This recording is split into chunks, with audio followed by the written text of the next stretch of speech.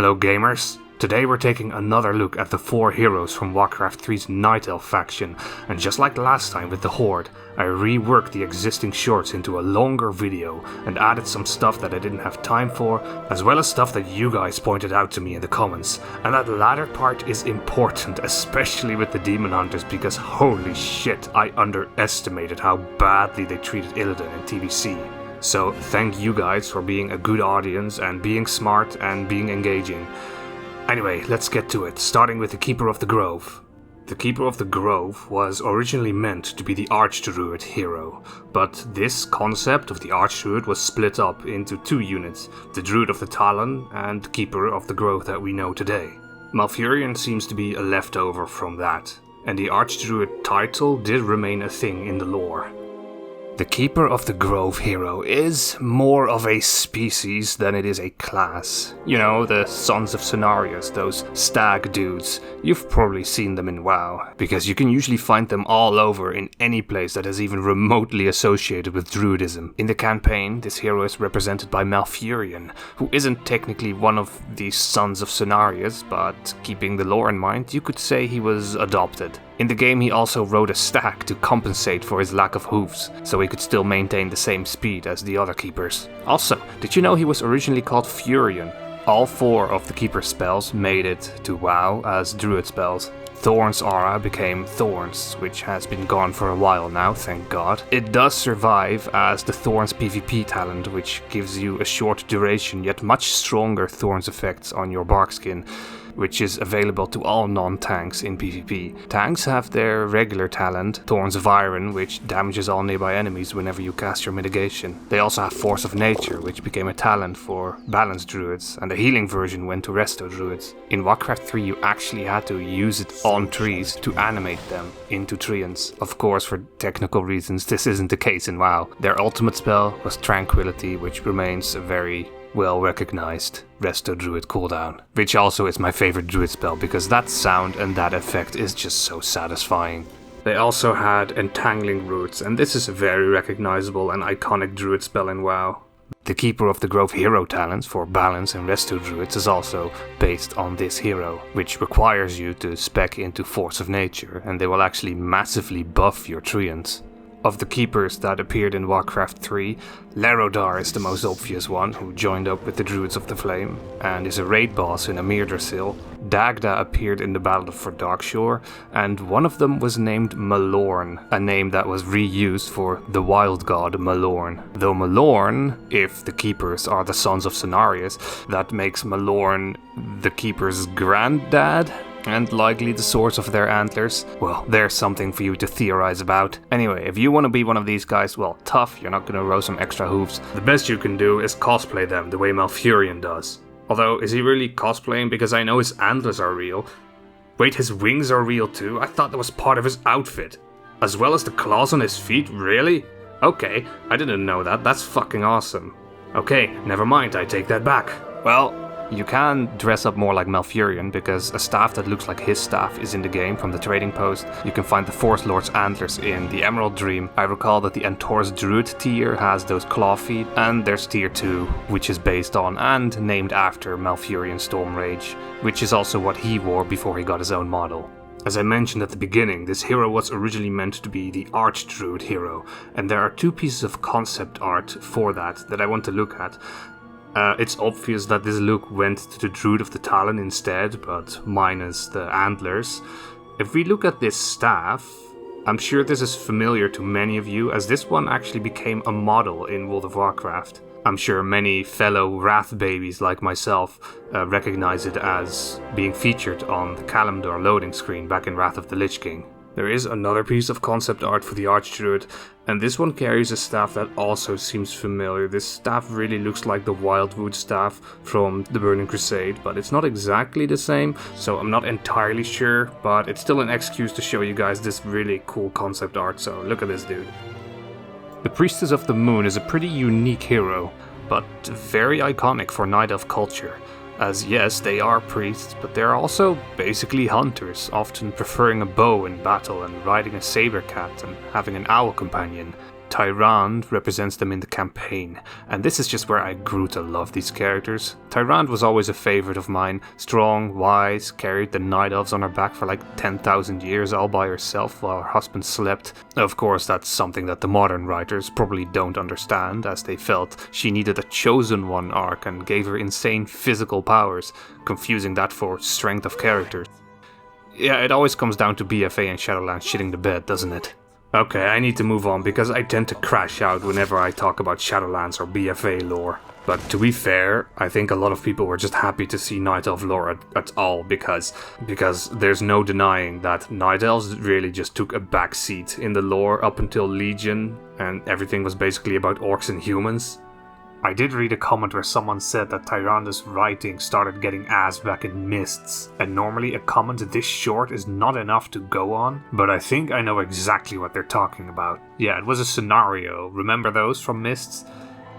Called A Little Patience, that had a very interesting portrayal of Tyrande. I remember this very well, despite me not really being into Alliance lore in those times, because I had a friend who was really obsessed with Night Elves, and she crashed out so hard over this, and I remember that better than I remember the scenario itself. But yeah, it was bad. Now she's kind of back where she started in Darnassus 2 in Belemeth. Their first ability was Scout, which summoned an owl. This is basically what Dorithur is for Tyrande in the lore. You know, the little owl companion often shown at her side, who eventually got yeeted into the maw to babysit Sylvanas, which arguably is a worse punishment than the one Sylvanas had herself. They also had searing arrows, which could be toggled on and off and added fire damage to their shots at the cost of mana. This didn't really become a thing in WoW, but if you fight Tyrande in Darnassus, she will actually use this. True Shot Aura was given to Marksmanship Hunter and later became an active ability, the main damage cooldown for them instead of an aura. And Starfall, their ultimate, was given to Balance Druids. Though there was the ability Star Shards in Vanilla that only Night Elf priests had, though it really sucked and it was never used. The Sentinel hero talents for marksmen and survival hunters are based on this hero as well, and that big lunar AoE effect kind of does channel that vibe that Starfall had. The only other Priestess of the Moon from Warcraft 3 that appeared in WoW was Della's Moonfang, who appeared in Draenor at first and then later became a paladin in Legion's Order Halls. So if you want to be one in WoW, I would roll a Night Elf Marksmanship Hunter and hit up those Sentinel hero talents, hop on your Frost Saber, put on your favorite tiara, then tame Olm the Wise or a Warden Owl or whatever, and start shooting in the name of Elune. Yeah, you'd think a priest would be better, and lore-wise that is correct, but gameplay-wise it's basically a hunter with cool Elune stuff. It'd be a different story if priest spells weren't just limited to being holy or void. There is the Iron Feather Longbow, which is a weapon dropped by Tyrande in the End Time dungeon, and this was a bow that she used herself at the time. Tyrande also wore the Mooncloth robe from tailoring before her model was upgraded in Cataclysm. The reforged model for the Priestess actually seems to draw some inspiration from the Mooncloth robe, as well as Tyrande's Cataclysm look. And Tyrande's own reforged armor seems to be based on how she appeared in Battle for Azeroth. And those were the Priestesses of the Moon. I also got some comments saying that I was mispronouncing Tyrande's name. And that is correct, I do say her name a little differently. I didn't even notice until this was pointed out by you guys. To make it clear for everyone, the true pronunciation of her name is Tyrande's fucking nuts, son. Shut the fuck up. Are you serious? If I actually butchered the name beyond recognition, then yes, I would have corrected it, but this is such a minute fucking detail to get hung up on. Not enunciating the last vowel of her name as much, and Ty and T and T. Just shut up, guys, come on. Okay, moving on. I've been looking forward to this one. Wardens are the biggest, baddest and toughest members of the Watchers. While the Warden unit only appeared in Warcraft 3's expansion, the Watchers already appeared in the main game, guarding Illidan's prison. Wardens, Watchers, I know, it's a little confusing. I'm pretty sure even Blizzard gets confused, though that's not very uncommon for them. In Legion, their faction is even flat out called the Wardens. The Wardens actually started out as the assassin unit in Warcraft 3's development. They actually had a fully functioning model in the game, but this was scrapped but the model was reused for units that we can find in Illidan's prison that do serve the Watchers, and they were called Wardens, so they sort of are semi-Wardens or early proto-Wardens, I don't know. When the Warden hero unit actually came out in Warcraft 3's expansion, the model they used is basically a reskin using the same animations as the Assassin. Anyway, Maiev is your Warden in the campaign, who tracks down Illidan all the way to the Tomb of Sargeras. She's also just my favorite character in Warcraft lore, after Saurfang of course. Not entirely sure why, but I do know that when I played Warcraft 3 for the first time, I accidentally played the expansion before the main game, and the expansion's campaign opens up on Maiev's chapters, so I guess she was the first Warcraft character I ever saw or played as. But regardless of that, I mean, you can't argue with that design. Holy god, it's like my favorite design in all of Warcraft. I also did not expect a woman's voice to come out of that badass suit of armor, so I was pretty much sold immediately. In WoW, she appeared during the Burning Crusade in the Black Temple to kill, imprison Illidan. In Legion, she had a bigger lore presence because of Illidan and the Demon Hunters. She was also the boss in the Battle for Darkshore during Battle for Azeroth.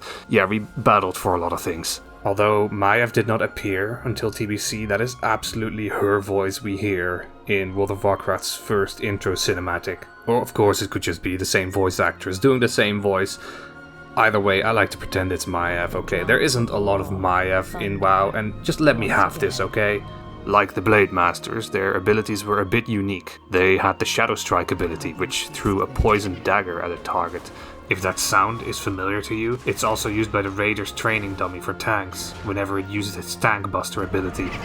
There is a Shadow Strike in WoW, but seemingly an entirely different thing. They also had Fan of Knives, which is now an Assassination Rogue ability. They had Blink, which went to mages. They also had Vengeance, which was a huge spell, summoning an avatar of vengeance, and this avatar could summon invulnerable spirits of vengeance from friendly corpses.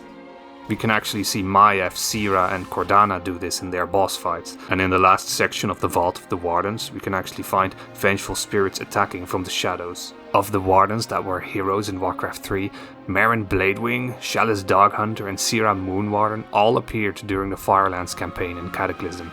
All of them appeared again during Warlords, this time joined by Malice Shade, Mirana Starlight, Drulanim Whisperwind and Cordana Fellsong. Cordana actually aided you in tracking down Gul'dan, which didn't work out for us very well, as she up and joined the Big Green Menace and could then be found as the boss of the Vault of the Wardens dungeon in Legion. In Battle for Azeroth, all the aforementioned Wardens returned home, except for Cordana, of course, obviously, to defend it from the Horde and their least favorite war chief, who I swear I did not vote for. Sira Moonwarden actually got killed here and raised by the Valkyr, and is the boss for the Alliance in the Battle for Darkshore. If you want to be one, you can grind out trivial content for a year to unlock the Warden armor set from the trading post. Sadly, you can forget about the Ringglaive weapon that they have in Warcraft 3, and I guess Rogue is your best bet because they have Shadow Stab, Fan of Knives and can throw poison daggers. I don't know, be creative, I believe in you. While there weren't really any comments that added any interesting details about Wardens in WoW, more than ever before, there were comments where people were just like, hell yeah, I love Wardens, Wardens are great, Maiev is awesome, and that was really nice to see. So I guess there's a fun fact for you, people fucking love Wardens, and they're right to. Oh, and then there was this comment. Saurfang is a shit character. Motherfucking you fucking piece of shit! Yeah. Oh boy, here we go. Demon Hunters. Obviously, this was Illidan in the campaign, who was freed in Warcraft 3 and yeeted Tichondrius from Kalimdor, turned himself into a demon and then fucked off to Outland. We all know him as the big boss of the Black Temple, and I wish I had the pleasure of having done that raid myself, but I was a little too young. He alived again in Legion and then became a good guy, and in my opinion here he kind of became sort of a meme. This man occupied Karabor / the Black Temple for what, 10 years? In that time he did some absolutely heinous stuff, such as slavery and causing more fell corruption, and harvesting the souls of friends and foes alike to power his little war against the Legion. And yes, fighting the Legion, that's good, but Illidan is not a good guy, and that's where I feel Legion fucked up, because it just doesn't deal with any of this. A good example is Velen in the Tomb of Sargeras and on Argus. Like, he's just sharing smiles and one-liners with Illidan. Like, this man tortured and enslaved one of the fucking Council of Exarchs, my friend. And depending on the player's actions in the Demon Hunter campaign, the Illidari are still doing that. But it doesn't matter because Illidan has to be a good guy for this expansion. The chosen one. At least that gave us this Oscar-worthy line.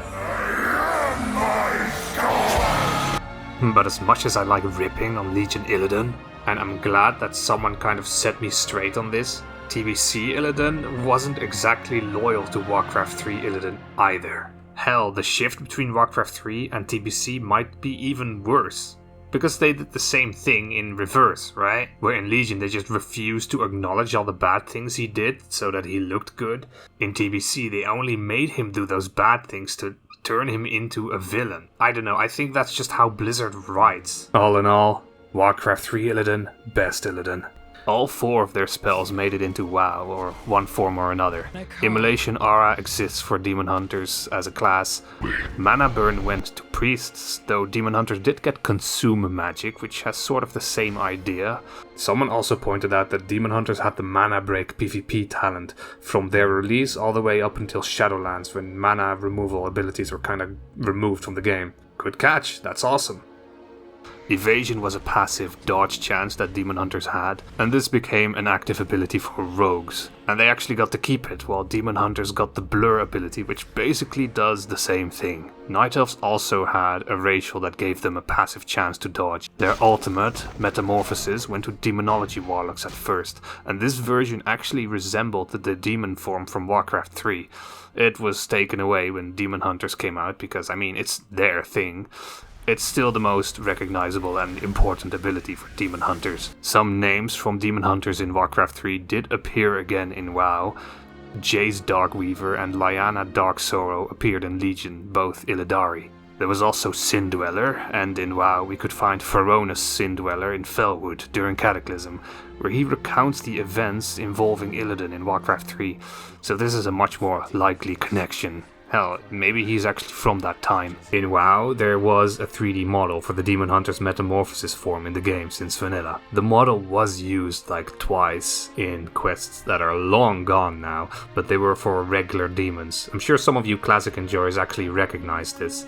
And if you look closely at its face, you can see that there's indeed a blindfold there. This model was also used by Demon Hunter quest bosses in Shadowmoon Valley, and this is still in the game today.